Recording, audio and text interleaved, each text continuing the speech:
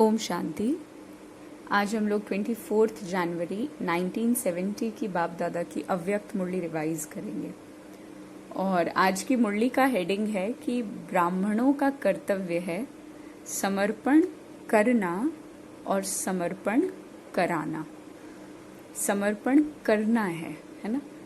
तो बाबा ने एक एग्जाम्पल दिया है बड़ा खूबसूरत सा मुरली में। जैसे कोई मशीन रहती है किसी फैक्ट्री में, तो मशीन फैक्ट्री में है लेकिन मशीन अपने आप नहीं चलेगी, है ना। और अगर मशीन ना हो तो फैक्ट्री नहीं चल सकती। फैक्ट्री की जो भी बरकत, जो भी विस्तार है, वो अच्छे मशीन की उपस्थिति में ही हो सकता है।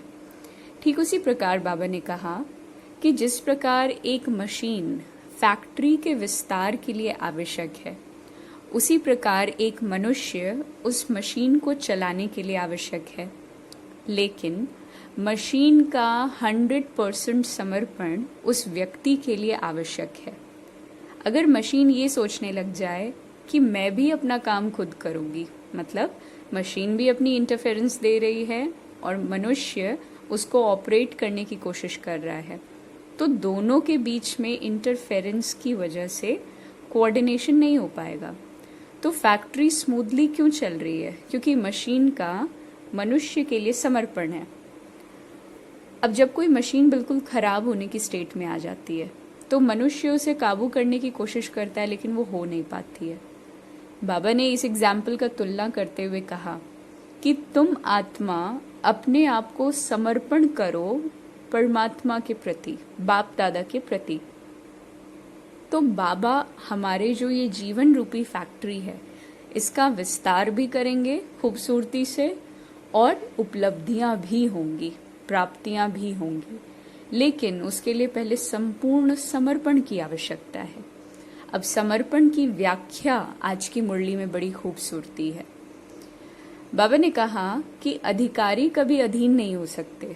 जो बच्चे अधिकारी हैं वो कभी अधीनता के उसमें ना आए कि परिस्थितियों के अधीन है एटसेट्रा एटसेट्रा। बाबा ने कहा परिस्थिति आएगी, परिस्थिति ना आए ऐसा हो ही नहीं सकता, लेकिन तुम्हें उन परिस्थितियों को एक एनालिसिस के रूप में लेना है कि जो बातें अंदर डाल रहे हैं, जो ज्ञान रूपी भोजन ले रहे हैं, वो कितना अंदर शक्ति क्रिएट कर रही है। बाबा ने कहा जैसे लोग भोजन खाते हैं दुनिया में, तो भोजन खाने मात्र से शक्ति नहीं आ सकती, उसको डाइजेस्ट करना भी उतना ही इसेंशियल है, उतना ही जरूरी है।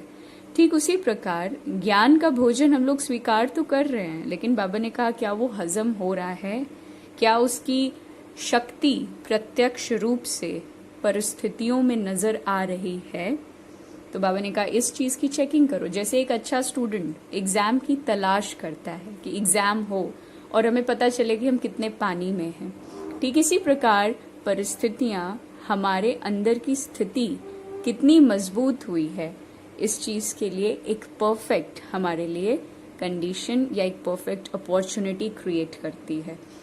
बाबा ने कहा कि बाबा की शिक्षा या बाबा की जो याद है, बाबा की कही बातें विस्मृत क्यों होती हैं, क्यों भूल जाते हैं? बाबा ने कहा क्योंकि कहीं ना कहीं किसी ना किसी बेवजह की बात में आ रहे हैं। सीक्वेंस बताया बाबा ने ऐसे कि श्रीमत है अगर, तो कमजोरी नहीं होगी, कमजोरी नहीं होगी तो वो जो एक रस स्थिति की बात बाबा कहता है कि किसी भी परिस्थिति में हमारा इमोशनल स्टेट बिल्कुल एक जैसा हो, वो अचीवमेंट है हमारी, वही तो हमारी सिद्धि है ना। तो और बाबा की याद बिल्कुल कांस्टेंट रहे, इमोशनली हम किसी और पर बार बार डिपेंडेंट नहीं हो रहे हैं। बाबा ने आज की मुरली में भी रिपीट कराया कि जब वो युगल मौजूद है तो अकेले तुम कैसे हो? हाँ, बेशक आत्मा अकेली है, ठीक है, इंडिविजुअल है, लेकिन सर्व संबंध तो उसके साथ जोड़े हैं ना।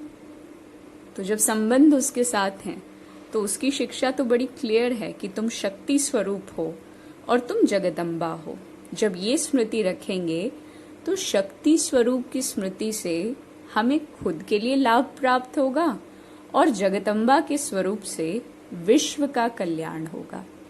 तो बाबा ने कहा मैंने तो तुम्हें ऐसी श्रेष्ठ मत दी है, फिर तुम अगर कोई माया शेर के रूप में भी आ जाती है तो तुम उस पर शक्ति के रूप में सवार क्यों नहीं होते? क्या उतनी मनोस्थिति बाबा ने हमें प्राप्त नहीं कराई है? बाबा ने कहा जो वर्तमान के अनुभव होते हैं, वही भविष्य को स्पष्ट करते हैं। मतलब हमारी जो अभी प्रेजेंट की सिचुएशन होगी वही हमारा भविष्य बनाएगी, है ना। आज हम जिस स्टेट ऑफ माइंड में हैं, जिस स्टेट ऑफ माइंड से कर्म कर रहे हैं, क्या वही चीज हमारे फ्यूचर के क्रिएशन के लिए रिस्पॉन्सिबल नहीं होगी। बाबा ने कहा कि अगर तुम आज पे नियंत्रण रखेंगे, आज पे कमांड रखेंगे, है ना, आज पे अटेंशन रखेंगे, तो अपने आप भविष्य का निर्माण हो जाएगा। बाप दादा बोले कि केवल मुझे याद कर मात्र लेने से ज्ञान इमर्ज हो जाएगा। लेकिन वो याद कैसी हो, बाबा ने कल भी कहा था ना, युगल मूरत, बिल्कुल वो चीज एक्यूरेट रहे कि बाबा साथी है। बाबा ने कहा और किसी को नहीं बनाना। क्यों नहीं बनाना, इस चीज की भी स्पष्टीकरण बाबा ने कई बार दी हुई है। भाई हम जिसको याद करते हैं हमारे मन की स्थिति उन्हीं के जैसी हो जाती है, और हम जिसे याद कर रहे हैं जरूरी नहीं है उसके मन की स्थिति बिल्कुल हमेशा एक रस है, और हमारा एम ऑब्जेक्ट है एक रस बनने का। तो सामने वाले के मन की स्थिति के अनुकूल हमारी स्थिति अगर परिवर्तित होती रही समय दर समय, तो एक रस अवस्था प्राप्त करना हम सभी के लिए असंभव है। बाबा ने कहा ये जो तुम कहते हो ना, कोशिश कर रहा हूं, कोशिश कर रहा हूं, आज से इस कोशिश अक्षर को ही खत्म कर दो। क्योंकि बाबा ने कहा कोशिश में संशय समाया है, डाउट समाया है ना, कि मैं इस चीज के लिए चलो ट्राई करूंगा, कोशिश करूंगा कि शायद हो जाए। और बाबा ने स्पष्ट कहा मुरली में कि निश्चय ही विजय का आधार है। अगर निश्चय है तो विजय बिल्कुल फाइनल है। अगर विजय नहीं हो रहे हो, अगर बार बार हार खा रहे हो, तो ये फाइनल है कि निश्चय में कमी है। अच्छा, बाबा निश्चय को ऐसे डिफाइन करते हैं, पहला निश्चय स्व के प्रति, दूसरा निश्चय परमात्मा शिव बाबा के प्रति, और तीसरा निश्चय ड्रामा के प्रति। अगर इन तीनों में से किसी एक निश्चय की कमी है, अर्थात अपने अंदर सेल्फ कॉन्फिडेंस की कमी है, या बाबा के आपके युगल रूप में साथ होने में, मतलब साथी के रूप में साथ होने में, उनकी जो शक्तियां हैं, उनकी जो क्वालिटीज हैं, उन पर डाउट होने पर, या ड्रामा की जो एक्यूरेसी का ज्ञान बाबा ने दिया कि जो भी हो रहा है आदि मध्य अंत एक्यूरेट है, आज का दिन जैसा बीता वो कल्याणकारी था।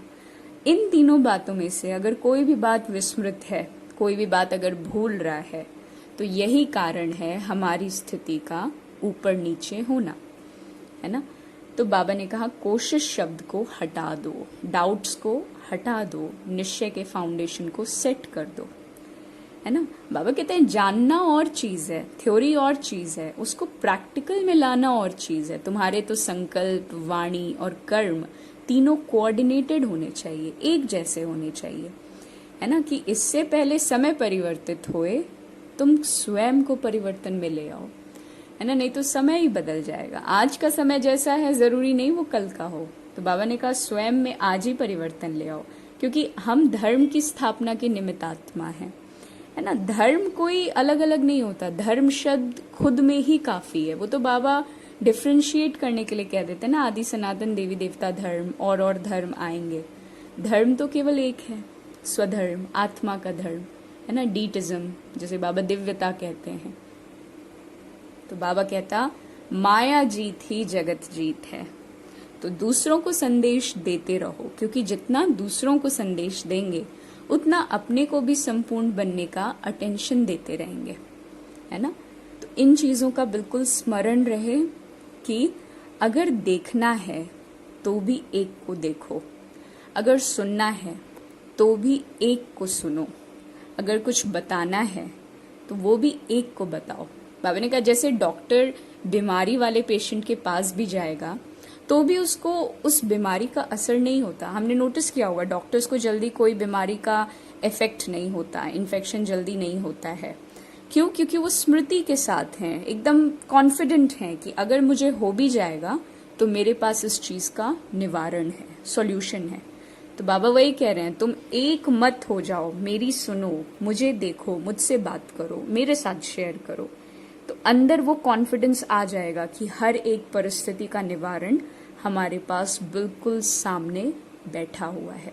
क्योंकि बाबा ने कहा क्वेश्चन पेपर में कभी एक जैसे प्रश्न नहीं होते, अलग अलग क्वेश्चंस होते हैं।